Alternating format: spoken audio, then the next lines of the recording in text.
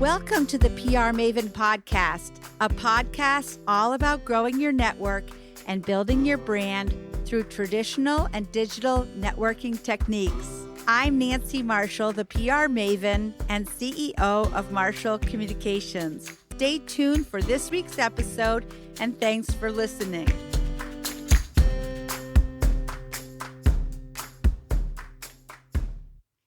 Hello, PR Maven Nation. Welcome to episode number 231 of the PR Maven podcast. And I'm very excited about this week's guest because it's almost like if you created an avatar for like the perfect guest for the PR Maven podcast, it would be Claire Mason. So welcome, Claire.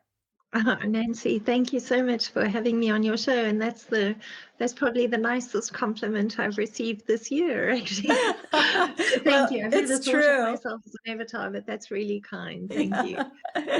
So Claire Mason is a thought leadership publicist who works with founders, coaches, and solo entrepreneurs. She helps them earn the publicity they deserve to grow their visibility, credibility, and opportunity pipelines. I love that term, opportunity pipelines. That's great. Using her proven LinkedIn and media strategies. Her work has been showcased as an example of best practice by HubSpot. If you don't know what HubSpot is, you should look it up because we use it, and it's a great way to organize all of your customer relationships. Claire has placed her clients' stories in publications like Forbes, CNBC, and the Wall Street Journal. That's very impressive, among others. She is often called by other publicists, like me, as their secret ingredient to land media coverage for their clients. I'm glad we're getting to know each other because I have a feeling we may be working together. So Claire has earned bylines from numerous publishers, including The Guardian, Marie Claire, and the Sunday Times.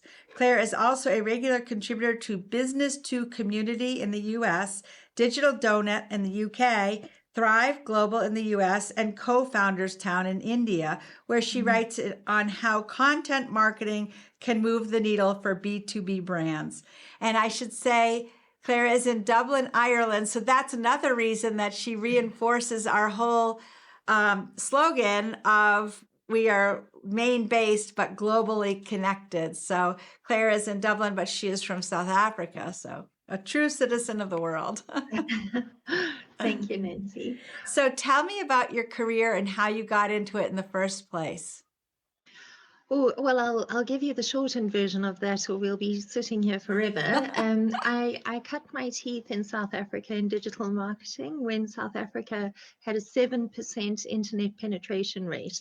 So now it's 100% because we've had mobile and all the rest. So I'm really aging myself a bit as Don't worry about that. that statistic. But it was really in the very, very early days of the internet becoming commercial in South Africa. So obviously the internet existed already, but companies were starting to get online. We're starting to realize they could sell through the internet, but the way we were doing that in those days, and I don't think this was just South Africa, was banners that used to flash at you online. Remember that? Oh, yeah. So I was the person, having the design team create those skyscraper banners and then buying ad space basically on websites. And then, through a series of very lucky opportunities, got jobs in different companies doing all different types of things. So I really built a very thorough background in SEO, PPC, paid social, organic social. I always loved to write. So that was always something I was doing on the side. Today, the term is side hustle. In those days, I don't think the term side hustle even existed, but I was doing that. I was writing articles for magazines and newspapers on travel, on feature stories on women and finance, and really whatever I wanted to write about. I was doing that and then pitching these articles and, through trial and error, learning how to sell them. And then that brings us to, let's say, the last 10 years of my life, where I was working as a I was self-employed and working as a content strategist, and realized one of the strongest ways to get content out there is to bring the media on board. So it's one thing to create a wonderful piece of content, be that an ebook, a white paper, a checklist download, a blog, whatever the case might be. But just because it exists on your website doesn't mean lots of people are seeing it. And I started to pitch journalists and editors in a different way. So I wasn't selling my own stories anymore. I was now doing it on behalf of clients, and just actually had one of those lucky accidents where I realized I had found exactly what I was meant to do in this life. So that's where the whole thought leadership publicity piece came from, but it's underpinned by a long career in all aspects of digital marketing. Well, that makes a lot of sense because you've got all of the right components. If you've got the writing piece and understanding of digital marketing, and I too have been doing PR since before there was a commercial internet. So I feel like I'm at an advantage in a way because I actually had to do PR like without anything, without any internet. It was like the US mail and the telephone. And also I would drive around to all the TV stations in person and knock on doors. So it's invaluable learning the ropes that way. I mean, I remember writing press releases and faxing them. Oh, me too. Yeah. It feels like such archaic technology now. I know. But I do feel that knowing those techniques and the new techniques and trying to use all of the tools in our toolbox together, we're at an advantage. Yeah, that's very powerful. So I talk a lot about personal branding, and I'm curious how you would define the term personal brand. I'm really happy to answer that. I'm discovering on LinkedIn that there's a kind of a culture wars moment going on with personal brand. You either really love the term or you hate the term. There's no kind of middle ground. I actually would be a person who really likes the term. I don't find a problem with it. But I will say to you, by us calling it a personal brand, I think we sometimes remove a lot of the real power in it, because a personal brand sounds like we're only in it for ourselves. So in my mind, I always think of an authority brand. I use the term personal brand because it's a mainstream term and people understand what it is. But my belief is that as you're building your personal brand, what you're really doing is reassuring people of your authority. And ultimately, that's a service that you're making for other people or you're providing to other people. Because if you think, Nancy, of anything you might be in the market to buy, be that some kind of B2B service, I've just given myself a present of private tango lessons for the next quarter, something I want to do. But I want to make sure that the people I'm bringing on board to help me and the people I'm going to pay money to are people that really can deliver the goods, and that's where your personal brand comes in. Because if you've built a strong personal brand and you constantly invest in it, you are creating authority for yourself, and that's a trustworthy attribute for your potential clients to really feel reassured by you. Right. So that's what I think of by personal brand. It's really an authority marker. Yeah, I feel that it differentiates you from everyone else who does the same thing. So if you're a plumber or an electrician or a ditch digger, whatever you do, you're having a personal brand. It gives you a story that connects you with the right customers or target audience, and it actually repels you, I think, from the people that don't really belong in your network. So it's kind of like a magnet. You know how some magnets, they draw and they can also repel. So that's how I like to think of it. Yeah, I like that. And how can a person use visibility as a growth strategy, Claire? Well, I'm guilty of this as much as anyone else. Here in Ireland and in the UK, I'm sure it is a term used in the States as well. People always talk about the know, like, and trust factor before somebody purchases from you. And I always think we think that happens very easily, but before the know part of know, like, and trust can happen, people actually have to see you, and they have to see you more than once. And that's why I'm a fervent believer that a visibility strategy is really a growth strategy. Also, you called out HubSpot earlier. I love marketing CRM systems. I've worked a lot with HubSpot and a lot with Salesforce, and I know that there are many other CRM systems out there. It's game-changing marketing technology. But what has happened in the wake of these amazing pieces of software being invented is that we focus exclusively on lead generation, and we forget that before anybody can hop into your sales funnel and purchase your software or sign up to your newsletter or sign up to your webinar, whatever the case might be, book a call with your potential business development team, they have to actually see you. And that's where the visibility piece comes in. So it's very much the psychological element, the branding piece. And that is why I am a believer. The more visible you make yourself, the more your opportunity pipeline is going to be stuffed to the gills. I like that, stuff to the gills. That's great. Again, and that term opportunity pipeline is a great one. I had never heard that before. So what is a media mindset, and why is that important to being a thought leader? Well, a media mindset for me is people taking on board that actually the media does want to hear from them. With the clients I work with, there can sometimes be a real interest and a real desire to want to work with the media, but a lot of overwhelm. They feel that the media is this kind of closed group. You need to have a sort of a special password or special connection to get in there. Or, why would little old me be featured in Business Insider, for example?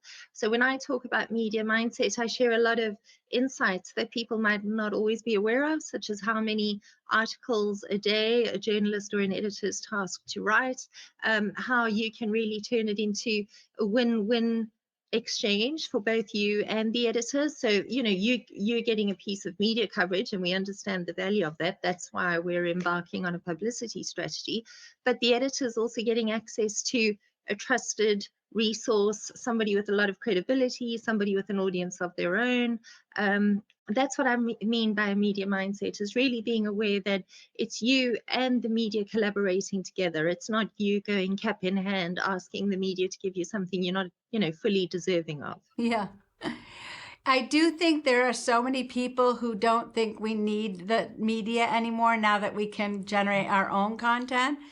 But they don't realize that gives you access to a whole new audience of people, and you get the credibility of that journalistic, whether it's a magazine or newspaper or television.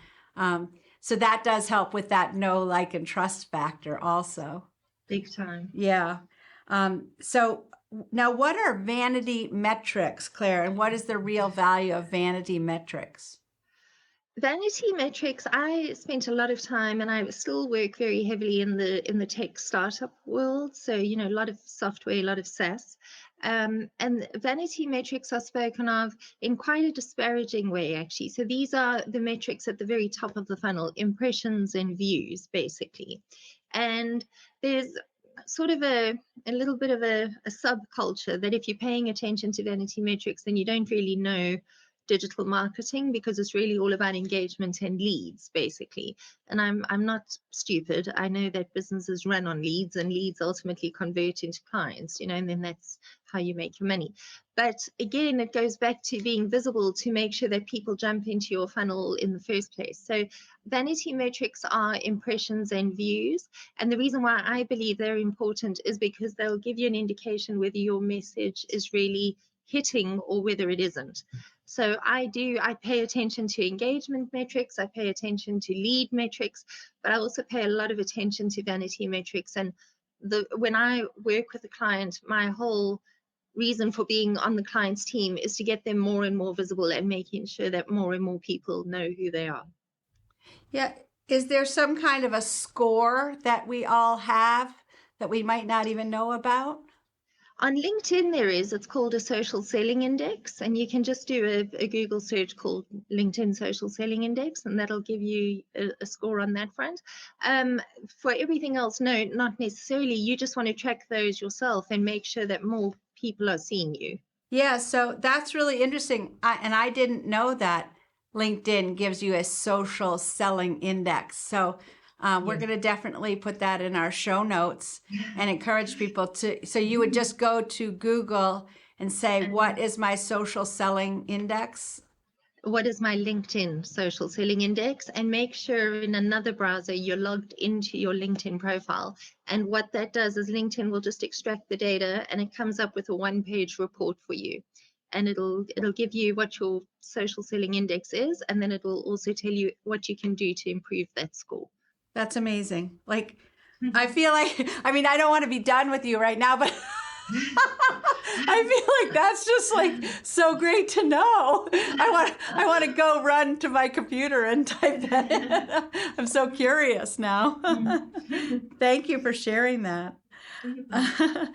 How do you, and this I love this next question because I'm a big advocate of in real life, like getting together with people. I love, well, I'm very social. I don't know if you could tell, but I love getting together with people in real life. And I look forward to someday meeting you in real life too. We have to make it happen. Yeah. In Dublin and in Maine. Yes, exactly. In right. life. Yeah. I'm up for that. So how do you combine online personal branding with in real life personal branding? That's a good question. I mean, I don't know that I combine it so much as I do both, because I think that, you know, we all had to adjust to the lockdown years basically, and so things were very heavily online.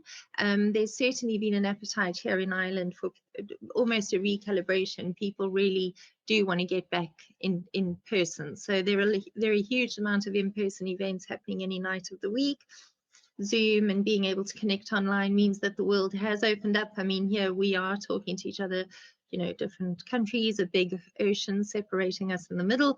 So what I do is I make sure my online and my offline personal brands are very much in alignment, and I'm sharing content from both. So if I'm at an event, I'll always be taking photos, and I'll be connecting with people on LinkedIn or other social media platforms that I'm actually meeting in person. And then likewise, when I'm online, I'll make sure that I'm doing the best I can to be of value to people that I know offline. So maybe people that are in networking groups I'm in, maybe people who have introduced me to other people. You know, I'll do what I can to support their content. One of the things I always think about is being a good social media citizen is basically being a good citizen. So cross-pollinate your content across in-person and social, and basically do both. I think as much as the way we work changed possibly permanently with COVID, there is a huge appetite to be doing things in person and sharing that on social, because that's how we build relationships with people. Absolutely. I couldn't agree more. So we're going to take a short break right now, Claire, and watch a little video, but you will be getting one of our things to do pads from the PR Maven. And if any of our listeners want to get one, you go to prmaven.com/giveaway and submit your mailing information, and we'll send it to you in the mail. But now we're going to watch a video. We'll be back with a few more questions for Claire. Thank you, Claire, and we'll be right back. Thank you, Nancy. Sprague & Curtis is a locally owned real estate company. We're primarily focused in central Maine. I got excited about Nancy's book because she's so well known in the area for her marketing and branding techniques, and we're always looking to expand and learn and grow, and so a lot of us here at the office decided that we wanted to read her book and learn some new techniques. It benefits Sprague & Curtis to have a large brand and audience because there can often be multiple years between transactions with clients, so it's important to network with them and stay in touch with them in those in-between periods. And this book really helped us learn some techniques and methods to continue to do that. We organized a small book group with Nancy's book with brokers in our office this winter to share information and remind ourselves how important it is to always be working on our network and continually reaching out to our customers. Platforms like social media are important in expanding your business, but equally as important are handwritten notes, cards, letters. She inspired me to send her a note of appreciation, just thanking her for the book and her insight. In reading Nancy's book, I was excited to look to continue to grow our brand and our audience. I think she does a great job of motivating us. Nancy's book really helped me learn a few things in marketing and branding, and how important it is to stay on top of reaching out to clients periodically, staying top of mind, providing useful information, and really telling our story as a company.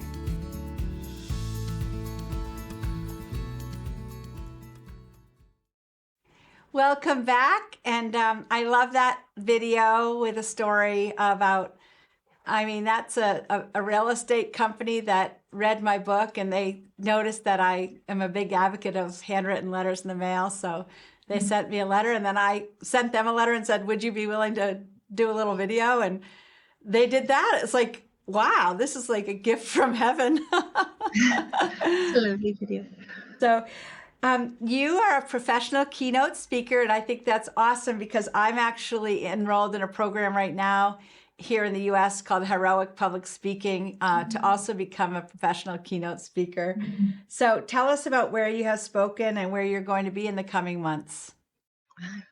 Thank you, Nancy. So at the moment, I'm speaking through all my networking groups that I'm in. So I'm in 8 different networking groups, 2 of which are based here in Ireland.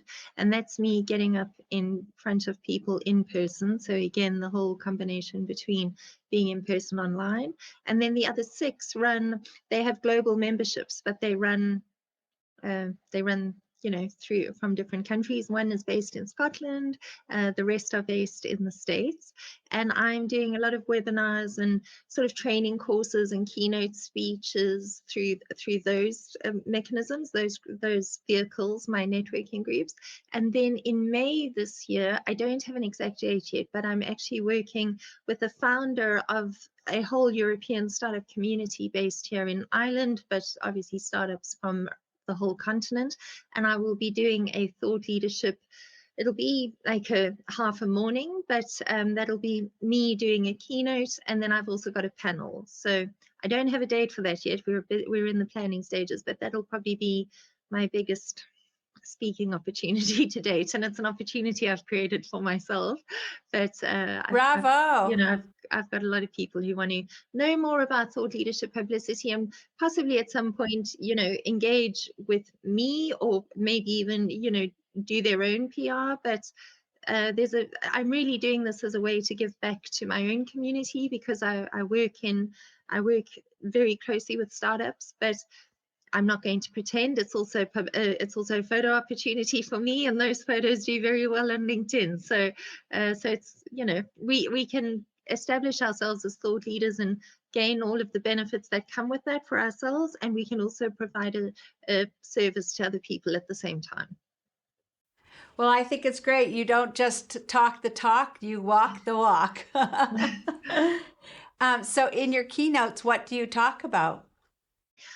Different things. I mean, the presentation I'm doing at the moment that people really seem to want to hear more and more of is how to, I call it leverage LinkedIn like you mean it. And it's the year 2023, and I'm providing 23 ways to really get the LinkedIn algorithm to work in your favor. So my mission when it comes to LinkedIn is to know the secrets of the algorithm so that you're keeping the robots happy, basically, but also to make sure you're communicating with people. And if you know how to do both, LinkedIn is really like going into a grocery store and picking clients off a shelf. So there's a lot about LinkedIn that people aren't aware of, that if you make those tweaks, your content can go so much further and reach potential clients who are looking for your services. They just don't know about you yet. Yeah, that's great. Now, I didn't notice, do you have the video in your avatar on your LinkedIn? That's the new feature that LinkedIn is offering. I don't have the video aspect yet, but I'll certainly keep an eye out for it. I've just got the scheduling tools, so I'm very excited about that. There are different pieces of software you can use, such as Taplio, even if you don't have it.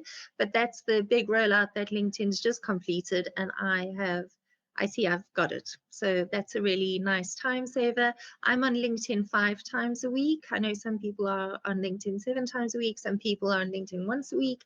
5 times a week for me is the sweet spot. And I create that content, and then I engage every day on LinkedIn because I'm publishing my own content, but then I'm also leaving a lot of comments under other people whom I follow under their content. Oh, yeah, we didn't mention that previously, but that is just important, in my opinion. And is it your opinion also that commenting and liking other people's content is just as important as creating your own? Yes. I always think of it as when you're publishing your own content, that's your lighthouse strategy. And then when you're commenting on other people's comment, that's your breadcrumb strategy. That's leading people to you. And I have to say to you, I grow my followers far more through the comments that I leave than through my own content. I look at the content that I'm publishing in my newsfeed as my way of communicating with my established audience. My comments are my way of getting in front of a new audience.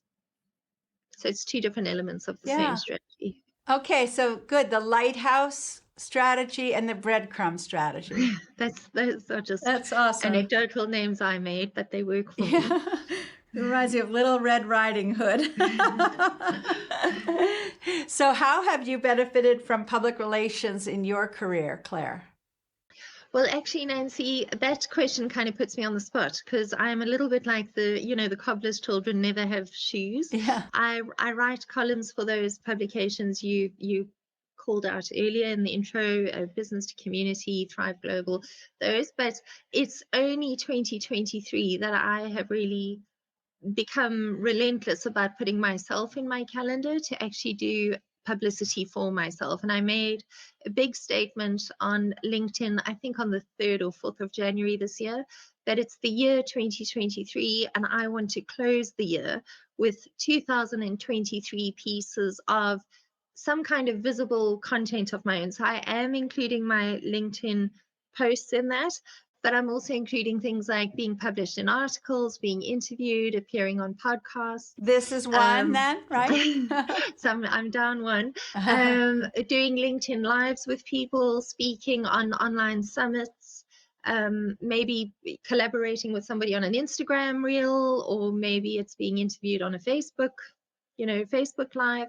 We don't have to be limited in how we make ourselves visible, but I really did go very public with that big goal to keep myself honest for the year. So publicity is working wonderfully for me because it's proving what I prove for my clients all the time. The moment you make yourself more visible, more people know about you. But I do have to say, as much as I've been a publicist for years and years, it's the first time I'm turning my publicity skills on myself, that I've basically made myself a client now, and that's the only way I was going to get it done. Well, good for you. I think you're a role model for all of us in the business because, I think we are it's ingrained in our mind that we're putting our clients out there, but we do need to think of ourselves as a client as well. So what are the 3 secrets that will land you media coverage? So I love revealing this because I think it shows that how accessible the media actually is. I always say, whether you are launching a new lipstick, whether you're doing the public relations for the new iPhone, or you are a solopreneur and you're looking to establish your thought leadership profile through publicity, you need to know 3 things. Basically a hook, which is an overall theme that's going on in the media already. So for example, remote working, your specific angle that relates to that. So that's very niche and it's unique to you. Maybe it's something like why 8 hours of sleep a night makes you a more robust remote worker, for example. And then the right editor, journalist, podcast host, producer to pitch. And of course, there are thousands of databases that can help you with that. But many, many times I have landed a story with an editor or a journalist that I've pitched previously, but I didn't have 100% the right person to pitch to. So yourself, on the really large publications like Business Insider or Forbes, there's so many journalists and editors that you really have to get very specific about who you're pitching. But basically it's hook, angle, right person to pitch to, and the doors of the media will open to you. Yeah, and I would add relationship too. It never hurts to have a relationship with a journalist, so that if they're not the right person, they'll direct you to the right person. I have a very good contact, Everett Potter, who writes for Forbes, but he kind of writes in a specific niche of like travel and outdoor recreation. But if I have anything for Forbes, I can run it by him, and I have enough of a relationship. He'll send me to the right person, and that's invaluable. That's priceless. Yeah, very valuable. How can you amplify your media coverage? I'm always banging on this drum because as much as your article might be published and then it's online for a very long time, tomorrow a new article gets published. So I'm always telling my clients to take the publicity that they receive and turn it into really a hub, and then create all other types of pieces of content around that. So for example, an article could become the basis of a webinar, included in your email signature, share it in your newsletter, take your article and create 5 pieces of social media content, use it because I work with a lot of tech clients. I'm often telling them to, include their publicity in their pitch decks.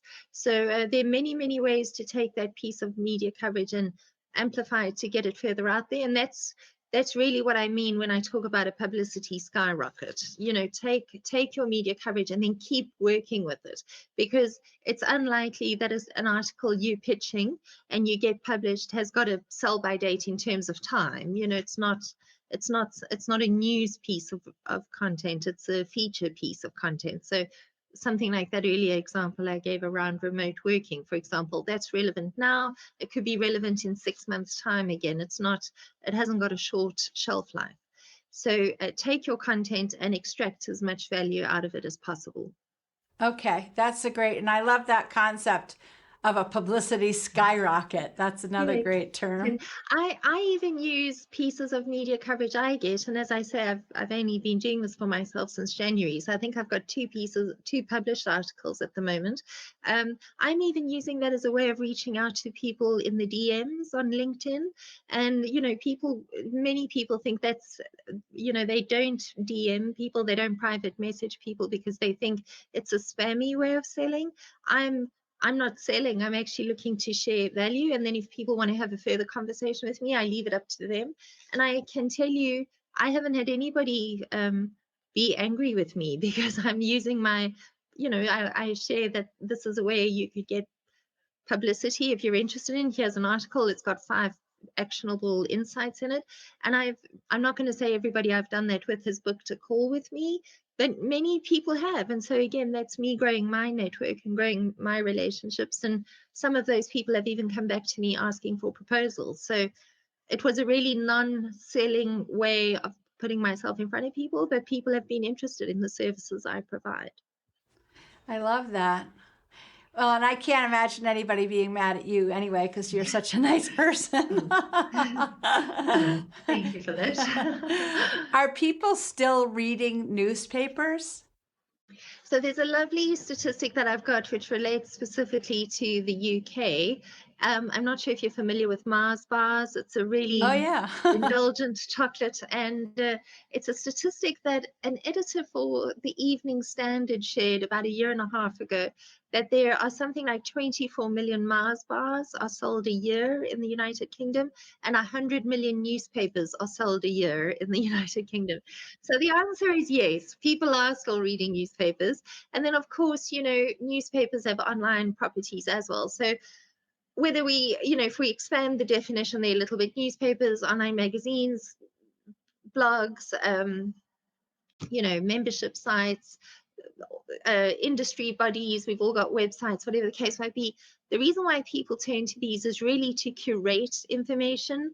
Nancy, we all know we can go find what we're looking for on Google or now ChatGPT, and we know, AI has just taken an exponential leap. But something that Google doesn't do for us and ChatGPT doesn't do for us is actually curate information. Right. So you can, and this again is why establishing your personal brand is an act of service to other people. It's not only something that you're doing for yourself, because if somebody is really interested in learning about how to leverage the media for their business, they're going to get far more value listening to your podcast and the guests you have on your podcast than what they're going to get spending hours and hours and hours and hours Googling stuff that they don't know if the information's high value, how to actually implement, what you need to do first. there's so much information out there, but there's not a lot of curation. And what newspapers and podcasts and online publishers do for us is curate information, and that's very valuable. Yeah, and getting back to the whole know, like, and trust factor, hopefully, I've been doing this podcast now since 2018. So I believe I've built a community. I call them PR Maven Nation, of people who know, like, and trust me. And so you're right. So I with Emma's help, Emma's my producer, we carefully curate our guests and our content. So that makes a very good point. Whereas if you just do a random Google search, it's not curated by anybody you trust, unless you trust Google. Yes, and and again, even if you do trust Google, all that information is so overwhelming. Yes, it I mean, is. you and I work as information workers, and I'm sure we've created all sorts of wonderful neural pathways in our head, but even I can be overwhelmed by it at times. So that's why you turn to people that you really bestow trust on for, to understand how to do something. Yeah, I agree. That's great.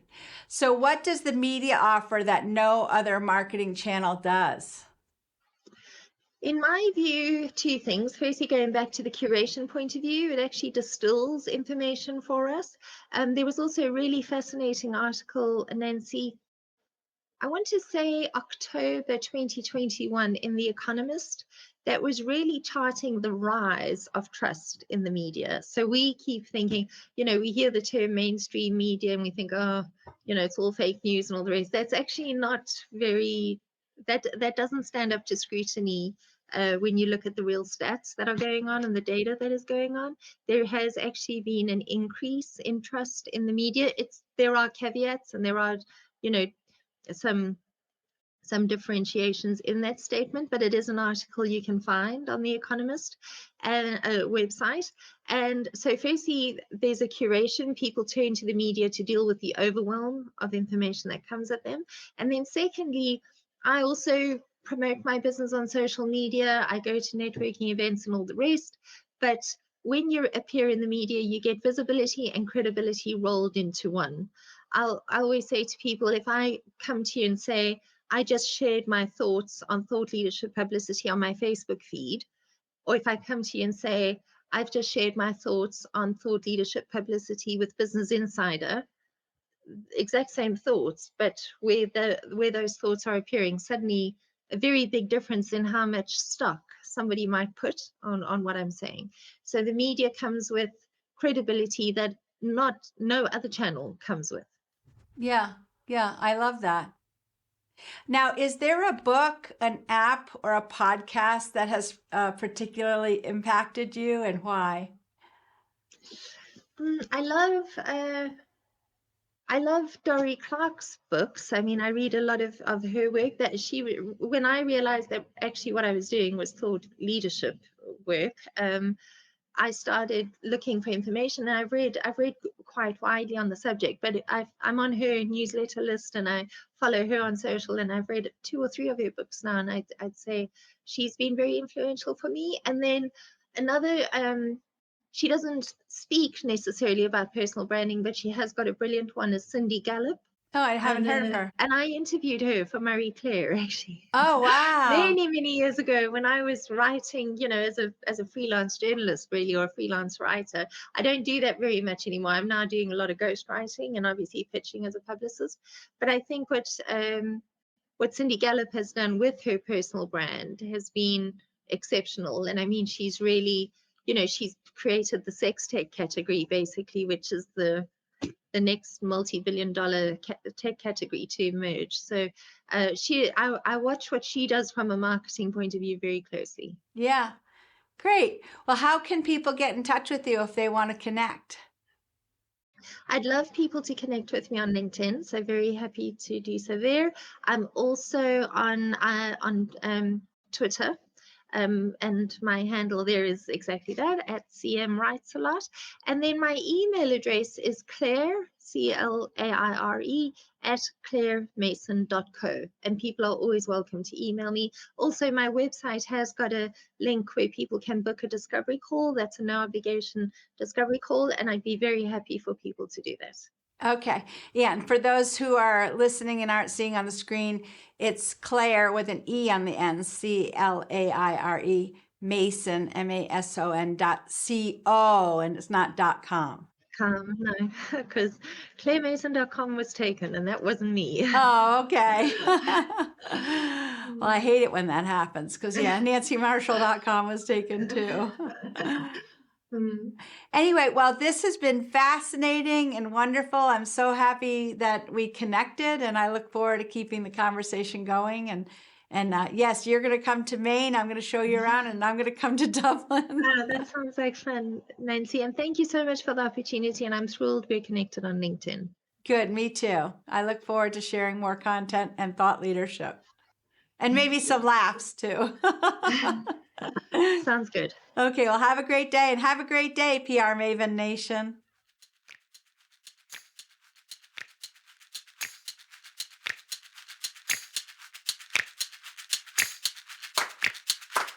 Thanks for listening to this episode of the PR Maven podcast. I invite you to share a review of the podcast on iTunes or your favorite podcast player. Be sure to subscribe to our podcast so you never miss an episode. You can also join the PR Maven Nation on Facebook. It's free to join, and it's a great community of like-minded individuals who are all looking to learn and grow from one another. If you use an Alexa device, use your Alexa app to search the Skills and Games section to find and enable the PR Maven Podcast Flash Briefing. This will give you access to exclusive content and more PR and marketing advice. Thanks again for listening, and have a great rest of your week, PR Maven Nation.